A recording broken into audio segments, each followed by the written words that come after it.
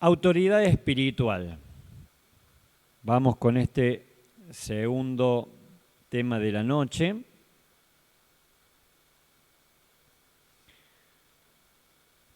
¿Alguno tiene la Biblia en mano para seguir la lectura? Si quieren, Romanos 13, vamos a leer casi mitad de ese capítulo.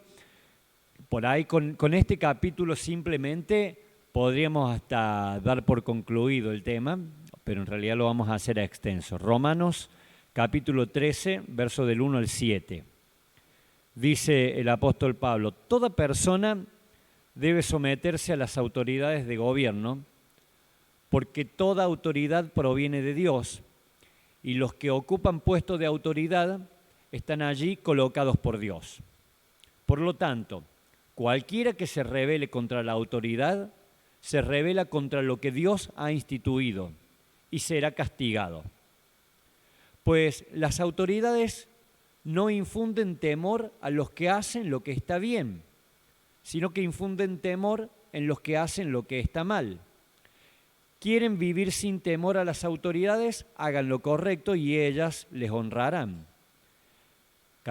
Verso 4, por si alguno lo está siguiendo. Las autoridades están al servicio de Dios para tu bien, pero si estás haciendo algo malo, por supuesto que deberías tener miedo porque ellas tienen poder para castigarte. Están al servicio de Dios para cumplir el propósito específico de castigar a los que hacen lo malo. Por eso tienes que someterte a ellas, no solo para evitar el castigo, sino para mantener tu conciencia limpia, tu buen testimonio. Por esas mismas razones, también paguen sus impuestos, pues los funcionarios de gobierno necesitan cobrar su sueldo. Ellos sirven a Dios con lo que hacen.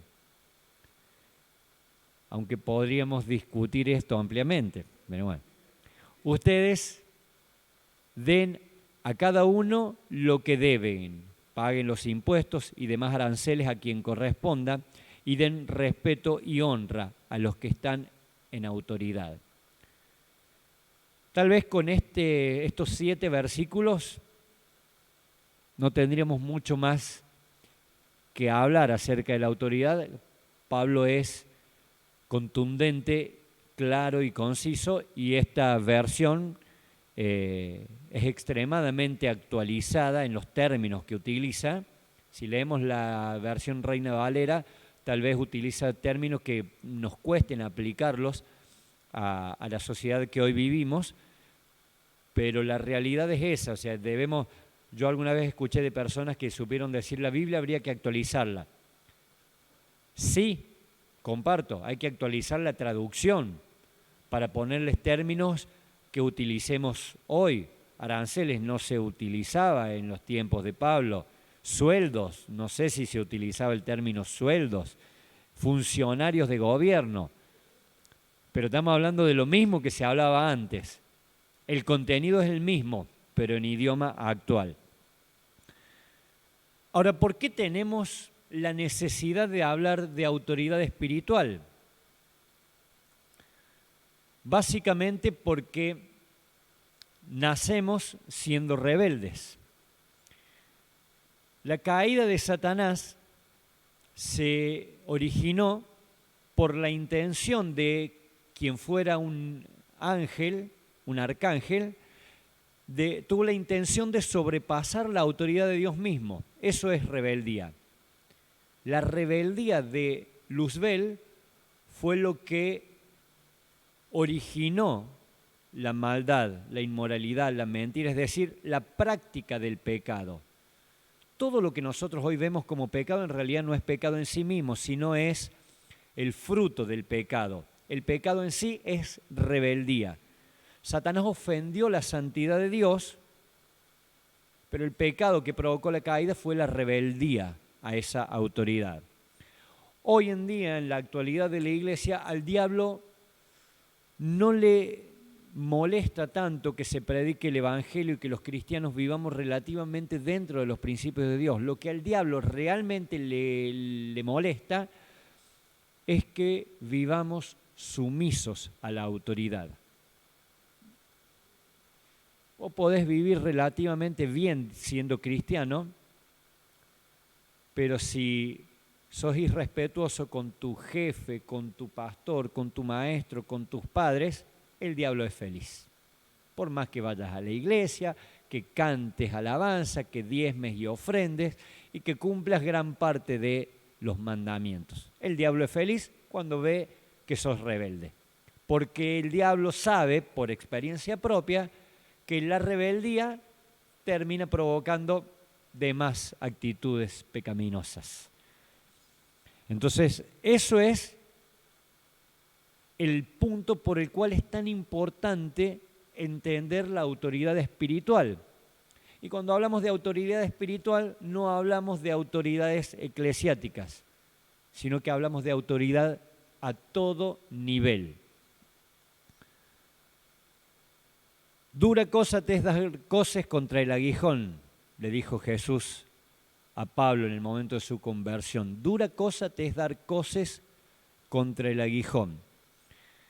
Esta expresión hace referencia al caballo cuando iba con el arado o lo que le pusieran atrás para llevar al caballo, cómo hacían para que el caballo no se rebele contra el trabajo. Tenía, no lo sé bien con precisión cómo pueden haber sido hechos, pero bueno, lo que he tratado de ver para ver cómo eran, digamos, una madera detrás de sus patas traseras, y esa madera tenía aguijones, puntas.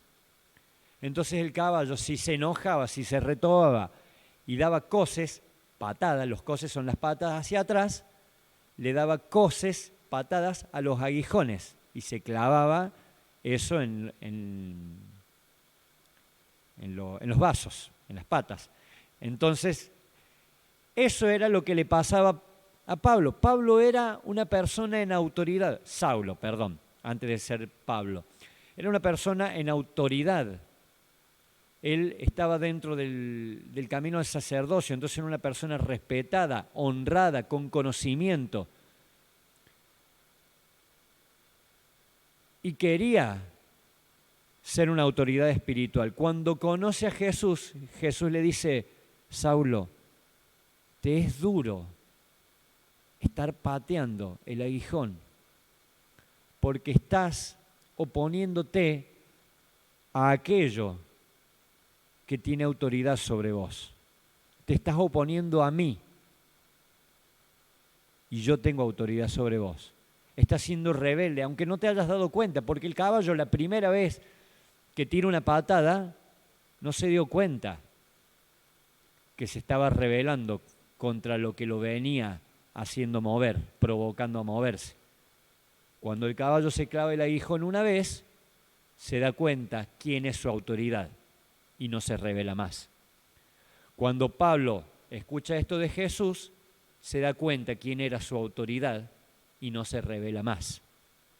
Un hombre recto, pero andaba en contra de la autoridad de Jesús. Jesús mismo se le presenta y le hace conocer lo que está haciendo. Jesús se nos presenta a nosotros y nos hace conocer que Él es autoridad a través de toda autoridad que haya sobre la tierra. Dios pretende sobre todas las cuestiones que integran la vida de sus hijos, la obediencia, por sobre todas las cosas.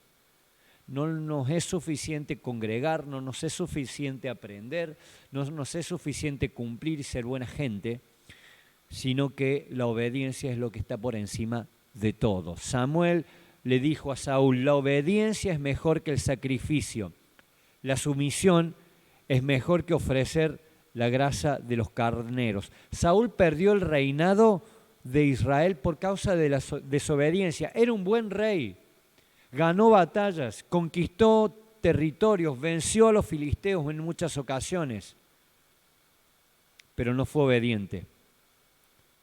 Y eso le costó el reino. Para que haya autoridad, debe haber sumisión. Yo no puedo tener autoridad en cualquier cosa que haga si no tengo sumisión a una autoridad superior.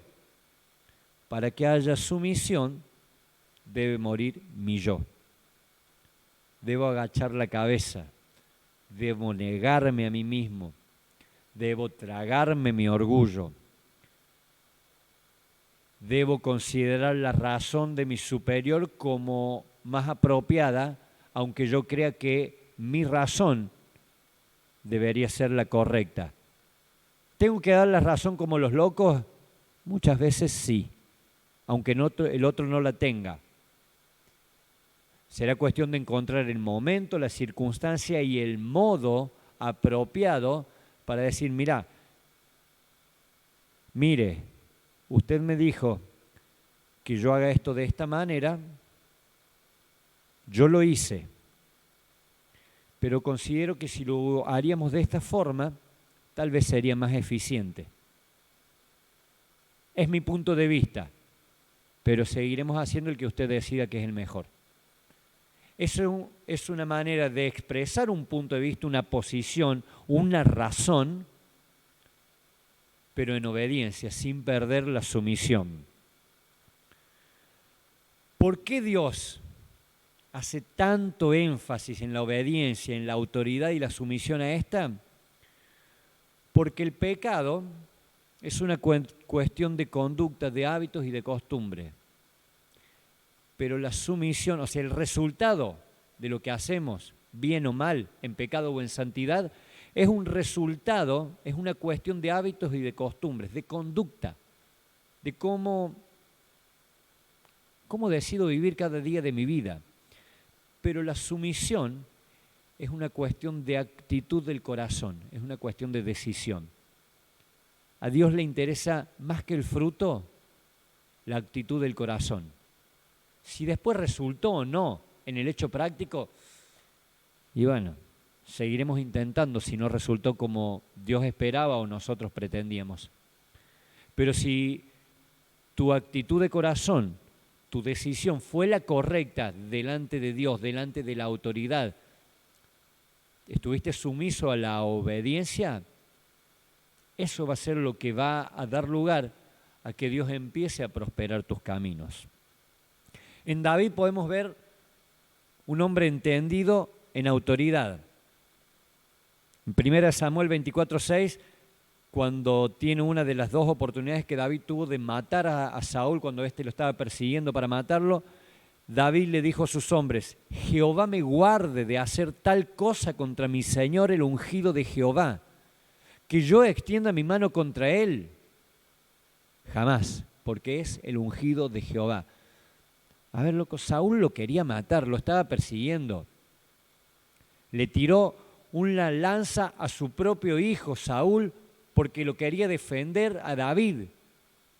Saúl sabía o quería que Jonatán fuera el próximo rey, pero cuando Jonatán le dijo, David va a ser rey, le arrojó la lanza para matar a su propio hijo por causa de querer matarlo a David.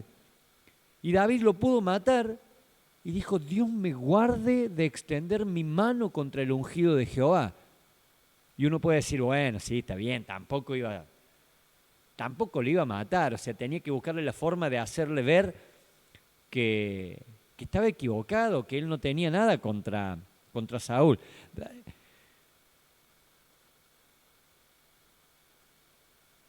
Él se posicionó en una sumisión que a nosotros nos cuesta entender. 1 Samuel 24:5 dice, después de esto se turbó el corazón de David porque había cortado la orilla del manto de Saúl. Por si alguno no recuerda el contexto, David vio que venía Saúl y sus hombres, se esconde en una cueva, casi largo el se esconde en una cueva en medio de la montaña, grande, amplia, oscura, silenciosa, y no va que don Saúl se le ocurre querer hacer el número 2, entonces se mete a la cueva a hacer el número 2. Y claro, desde adentro hacia afuera, ellos lo ven entrar a Saúl y le dicen, David, esta es tu oportunidad. Entonces, cuando Saúl estaba en un momento muy inoportuno para él, David se acerca y tratando de coincidir a algún sonido de la circunstancia, corta su manto para que no se diera cuenta. Corta el borde del manto. Está serio, Carlos. Acá se ríen todos y Carlos está serio. No le gustó. Es para que uses este tipo de comparaciones con tus alumnos en el cole. Saúl termina, se asea, sale afuera y ni enterado de que David y sus hombres estaban adentro. Entonces después, cuando se aleja un poco, David se acerca y le grita: «¡Hey, Saúl, acá estoy, este perro muerto!». Así se presenta David: «Este perro muerto. Te pude matar y no lo hice. Mira la orilla de tu manto». Y Saúl ve la orilla de su manto cortada. Pero David se le turbó el corazón. ¿Por qué se le turbó el corazón? Entendamos qué significa el manto. El manto es un símbolo de autoridad. Entonces, cortar el manto es exactamente lo mismo que hablar mal de una autoridad, hablar de alguien. Es el perfecto simbolismo de alzar palabra contra una autoridad política, policial, maestro, jefe, supervisor, padre, madre, pastor, dirigente, coordinador. Ponele el nombre que quieras a la autoridad. Hablar mal contra una autoridad es lo mismo que hizo David cuando le cortó el manto a Saúl. Se arrepintió de haberlo hecho. David fue un hombre lleno de errores, mentiroso, asesino, polígamo, adúltero, pero siempre honró la autoridad de Dios y la autoridad delegada por Dios, aun cuando estuvo bajo un rey que no era el suyo. Recuerden que David durante un tiempo fue a vivir a Filistea y se sometió a la autoridad de ese rey. Cuando estaban por ir a una batalla y el rey le dijo: «No vengas», David dio media vuelta y se volvió. Por esta conducta es que Dios le pudo llamar un hombre conforme al corazón de Dios, porque vos mirás la vida de David y decís: ¿bajo qué concepto, bajo qué aspecto es que Dios le dijo: «Este hombre, este rey tiene el corazón conforme al mío»? ¿Qué le vio Dios? Sumisión, obediencia, arrepentimiento. Hebreos 5:8. Aunque era hijo de Dios, Jesús aprendió obediencia por las cosas que sufrió. Aprendió obediencia por las cosas que sufrió. Cuando comprendemos que el cimiento de este sentir que hubo en Cristo es someternos a la autoridad, es cuando empezamos a entender que la rebeldía es el origen de que seamos pecadores. Cuando uno lucha contra el pecado, estamos luchando mal. Fíjate las películas épicas. Cuando viene la batalla que se enfrentaban cuerpo a cuerpo, cuando los dirigentes, es decir, los reyes, salían a la batalla, el héroe de la película pierde tiempo cortando cabezas de vasallos, de soldaditos, de infantería. Solo lo hace para tratar de abrirse camino y llegar al rey. No le importa lo menor, no pelea contra el pecado, va directamente al punto de origen. Entonces nosotros, si entendemos que la rebeldía, la falta de sujeción a la autoridad es lo que nos lleva a pecar, vamos a ser un poco más sabios y vamos a ir directamente a luchar contra la rebeldía.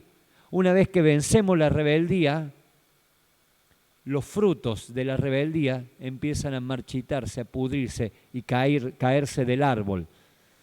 Entonces, si era la rebeldía contra nuestro jefe lo que nos llevaba a trabajar mal, a ser malos trabajadores, una vez que decidimos no rebelarnos y agachar la cabeza y obedecer a nuestro jefe, es cuando sin querer, sin esforzarnos, vamos a ser mejores trabajadores. Cuando decidamos no discutir más con nuestros padres y le vamos a hacer caso, aunque creamos que no tienen razón, nos vamos a dar cuenta que vamos a pelear menos y vamos a tener más beneficios, más permisos de nuestros padres. ¿Cómo se aprende obediencia? Sufriendo. ¿Por qué sufriendo? Porque para obedecer debo negarme a mí mismo. Debo soportar y tolerar a los demás. Mientras no permitamos que nuestro corazón se ablande y se someta, no vamos a dejar de pasar a obstáculos, dolores, frustraciones y decepciones. Jesús se sometió a toda autoridad.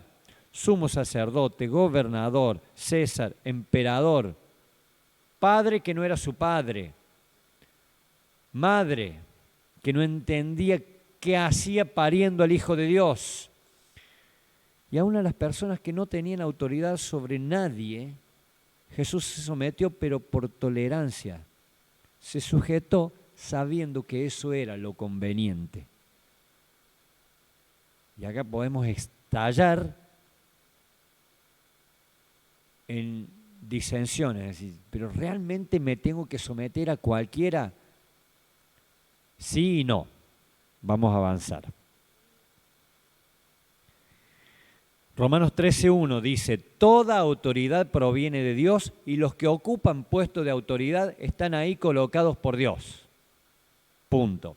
Primera de Pedro 2, 13 y 14. Por amor al Señor, respeten a toda autoridad humana, ya sea el rey como jefe de Estado o a los funcionarios que él hubiera nombrado.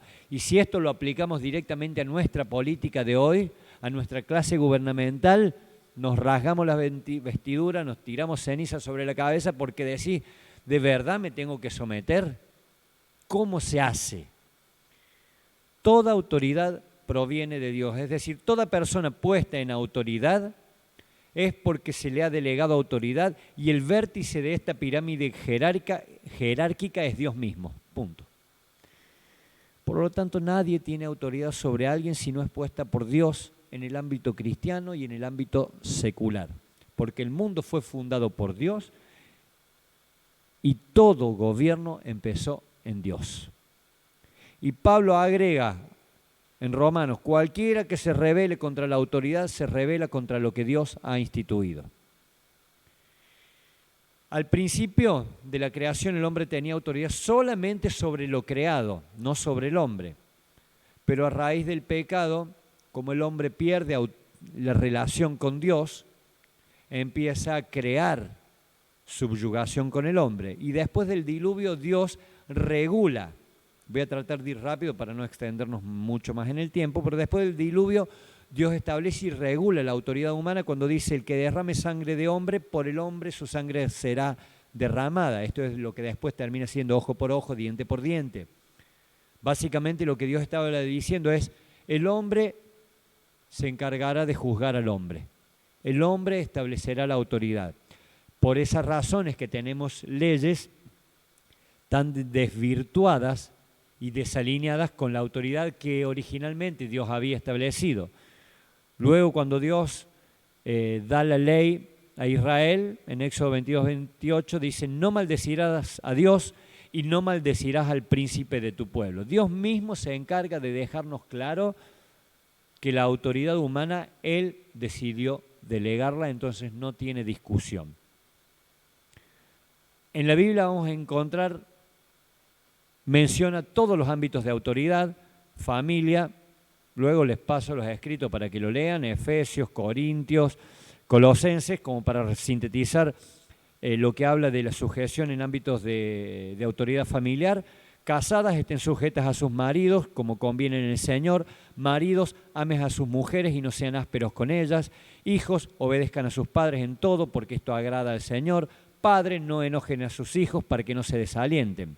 En los ámbitos de iglesia, Pedro dice, ustedes, hombres jóvenes, tienen que aceptar la autoridad de los ancianos y todos sírvanse unos a otros con humildad, porque Dios se opone a los orgullosos y muestra su favor con los humildes. En el trabajo, siervos, obedezcan, Colosenses 3, siervos obedezcan en todo a sus amos terrenales, no sirviendo al ojo como los que quieren agradar a los hombres, sino con el corazón sincero, temiendo a Dios. Todo lo que hagan, háganlo de corazón como para el Señor y no para los hombres, sabiendo que del Señor recibirán la recompensa de la herencia, porque a Cristo el Señor le están sirviendo. simplemente por mencionar algunas cuestiones en distintos ámbitos. Ahora el punto cuando hablamos de sumisión es que podemos errar por causa de la obediencia. En un ámbito laboral específicamente, muchas veces podemos llegar a estar errando, equivocándonos por causa de ser obedientes y de estar sometidos a la autoridad. Para hacerla corta, en el libro de Números se habla de una situación de la participación de la mujer en las decisiones. Recordemos que en la antigüedad la mujer no tenía participación en las decisiones. Entonces, a la hora de tomar un voto, de hacer una promesa, la mujer estaba sujeta a la autorización de su padre para dar su voz, su voto, para hacer una promesa. No podía expresar una decisión si su padre no le daba permiso. Y cuando estaba casada, no podía expresar un voto o expresar una decisión si su esposo no le daba permiso. Entonces, si la decisión que la mujer expresaba estaba equivocada, provocaba un mal, la responsabilidad no caía sobre ella, sino por quien autorizó esa decisión. Aplicándolo a nuestras vidas, si yo obedezco a mi jefe y el trabajo sale mal, la responsabilidad no cae sobre mí, sino por quien autorizó. Entonces, cuando yo me someto a una autoridad, me desligo de la responsabilidad de lo que provoco, haciendo algo tal cual mi autoridad me lo ordenó.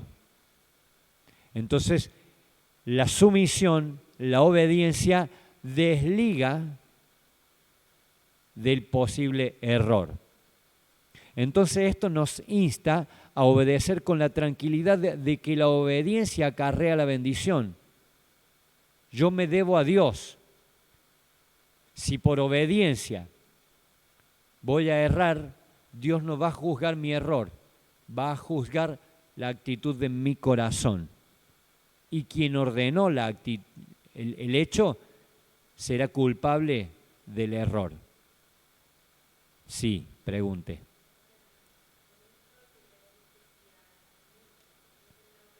Agarra el micrófono, por favor, porque veo para dónde va. ¿Quién? Ahí Brenda va a preguntar algo. No, consulto Bien. si esto significa que, no sé, se me ocurre, estoy en la escuela, tengo que hacer algo que me asignan, que yo sé que es contra la voluntad de Dios, la tengo que hacer igual y es responsable la maestra. Bien, sabía que Ejemplo con básico. este punto íbamos a llegar a eso, por eso doy lugar a me das pie a lo siguiente. Antes, Carlos. Sí, a mí me queda una disyuntiva bárbara porque, ¿sabes qué? Y planteo el caso específico, Franco. Eh, el tema de la vacuna. Salió que era optativa. Yo opté por no vacunarme, pero ahora parece ser que los que no se vacunan quieren dejar fuera del sistema como si fuera que, bueno, no tenés derecho a ciertas otras cosas. Entonces, a mí me creó una disyuntiva porque yo, nada, me informé que bueno, no era segura y una de más cosas, entonces opté por no vacunarme y digo, wow, estoy entrando o será un acto de rebeldía o qué, porque eh, nada, a mí me creó un poco de temor y duda, digo, bueno, ¿no será Bien. que eso será contraproducente en un futuro? Como hay doctores que también lo afirman y no sé, uno queda ahí en la disyuntiva, como quien dice. La sumisión es absoluta. La obediencia es relativa. En este caso específico de la vacuna, yo actualmente ni siquiera me anoté aún para vacunarme. Cuando me preguntan, ¿y por qué no? Porque de verdad no me interesa. Así como nunca jamás me puse la vacuna de la gripe, tampoco me interesa poner esta. Cuando sea obligatorio, me la pondré. Si tengo que hacer un viaje al exterior, me la tendré que poner. En tu ámbito de enseñanza es obligatoria, aunque no esté homologado, qué sé yo, como podría decirse científicamente, pero en tu ámbito es obligatoria. Entonces vas a tener que cumplir. El punto es, la obediencia es relativa, la sumisión es absoluta. ¿Cuándo es relativa la obediencia? Cuando aquello que tenemos que hacer atenta contra una ley superior, moral, si se quiere, para la ley y la sociedad, espiritual, desde nuestro punto de vista. En el libro de Éxodo se habla cómo las parteras que temieron a Dios no mataron a todos los varones como había mandado Faraón. Ellas estaban sumisas en obediencia a Faraón, pero entendieron que la ley de la vida era superior a una norma que estaba imponiendo Faraón para un tiempo y un territorio determinado. Entonces hubo una ley de vida que era superior, una ley moral, que es lo que está en discusión con el asunto del aborto.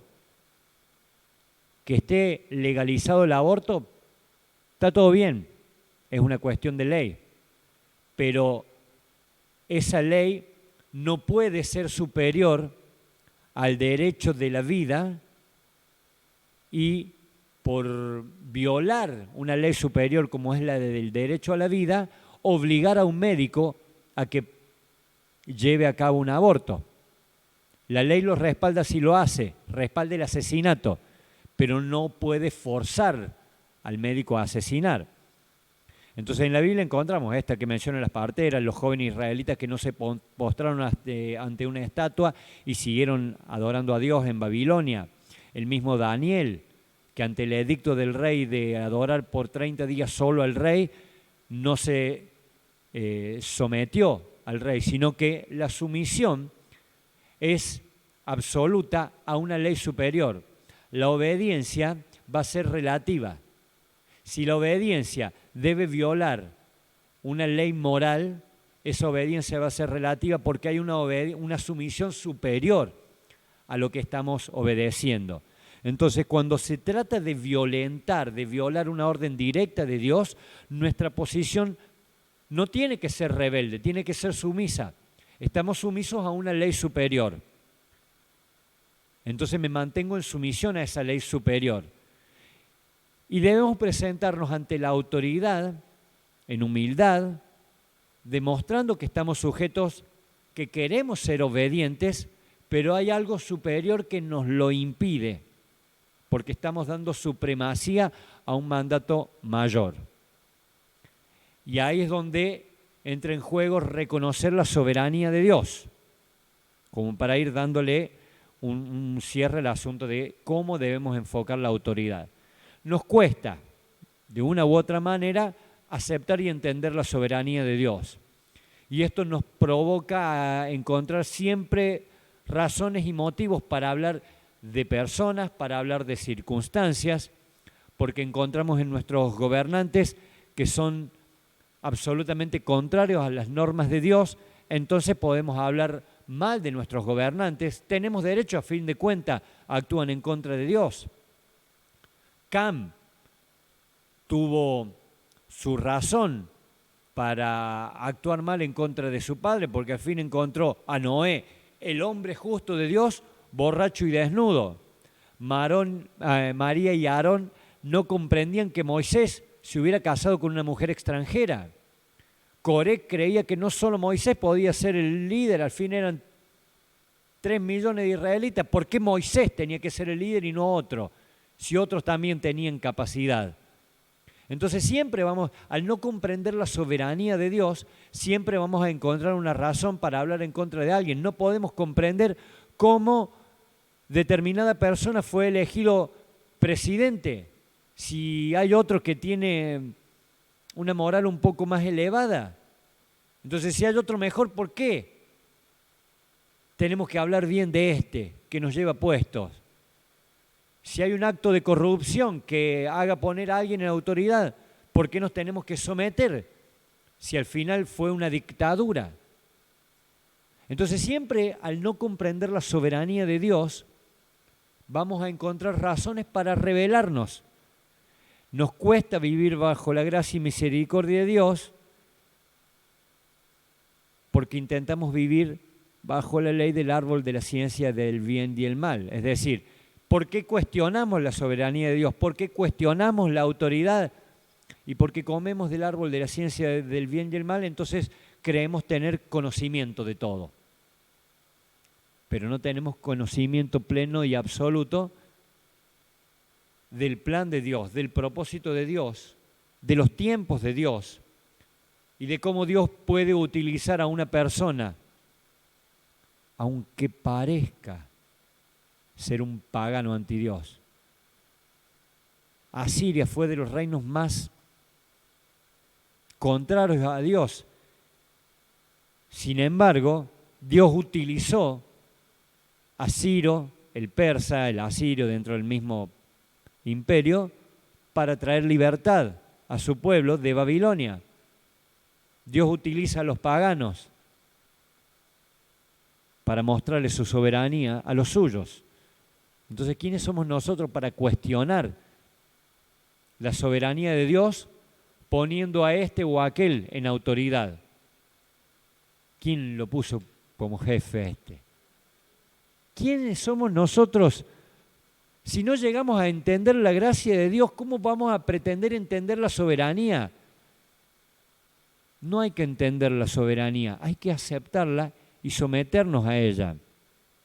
Hay una sola razón para aceptar la autoridad de Dios. Dios es Jehová, Yahvé, yo soy. Cada vez que el pueblo de Israel quería discutir sobre algún mandato, Dios decía, yo soy el que soy. Esto significa, yo soy el diseñador, el creador, el arquitecto, yo dibujé los planos de tu vida, yo tracé el laberinto de tu vida, así que escucha mis órdenes, mis consejos para que los cumplas y puedas transitar tu vida de acuerdo al manual que yo te dejo. Punto. No se discute. ¿Qué es lo que produce la rebeldía y qué termina afectando en gran manera nuestra vida? Crítica. Muchas veces hablamos de otros con la excusa de dar una opinión o crítica constructiva. Pero esto se llama murmurar. Cuando nos juntamos y hablamos de otros, es rebeldía, es falta de sumisión a la autoridad. Y la crítica es crítica. No, pero yo te estoy dando una crítica constructiva para que se lo digas a tu mamá la pastora. Entonces podemos hacer esto. Es crítica. ¿La querés hacer constructiva? Hablando con mi mamá en estos días, con nuestra pastora en estos días, tuve esta grandiosa frase reveladora. La crítica es crítica. Puede edificar o puede destruir.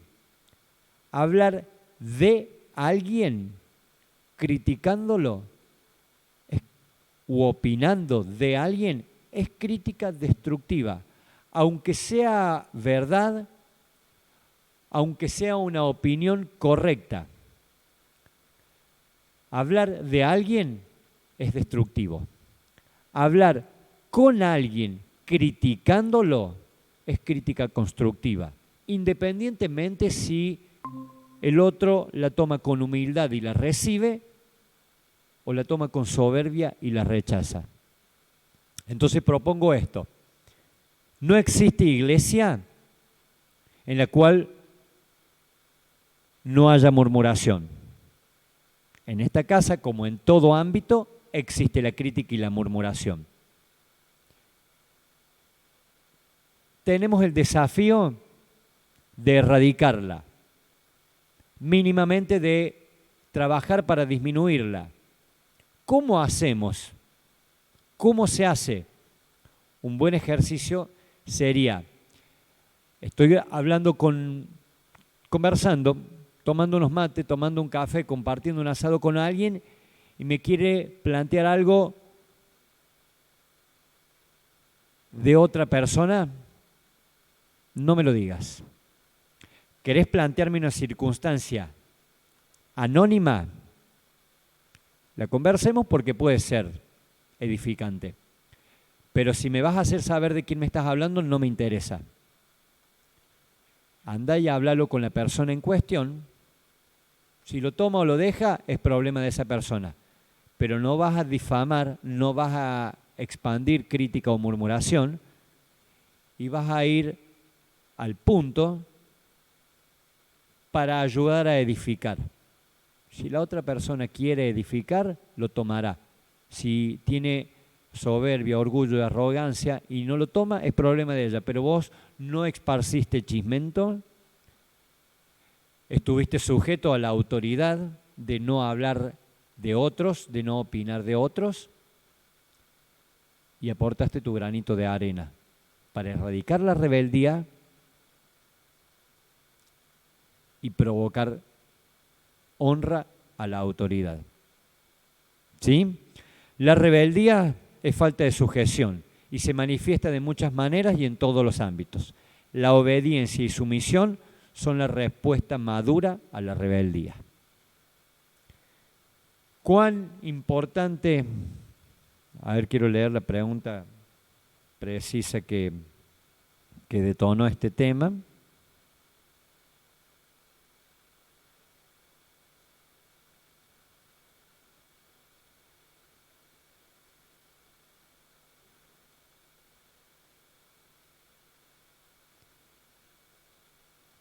¿Cuál es la importancia de honrar la autoridad fuera de lo congregacional? O sea, ¿cuál es la importancia de honrar la autoridad secular? Bueno, creo que quedó respondida, ¿cierto? ¿Algún aporte, duda, consulta como para cerrar la clase? Bien.